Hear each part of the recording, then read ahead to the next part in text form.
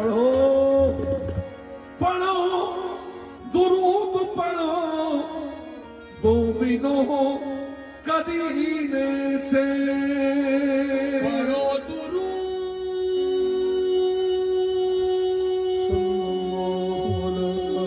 अस्सलाम वालेकुम नाज़रीन, आज हम आपके लिए लाए हैं पाकिस्तान के मशहूर अदाकार शहरियार मुनव्वर और माहीन सदीकी की निकाह की खसूसी झलकियाँ। जी हाँ, ये निकाह इस वक्त हर तरफ चर्चा का मौजू बना हुआ है और मदाहों को बेहद पसंद आ रहा है। इस वीडियो को आखिर तक देखें ताकि आपको इस यादगार दिन की तमाम खूबसूरत लम्हे दिखा सके। सबसे पहले बात करते हैं शहरियार मुनव्वर की शाहाना एंट्री की। जैसे ही शहरियार मुनव्वर ने निकाह की तकरीब में कदम रखा, सब की नजरें इन पर जम गई।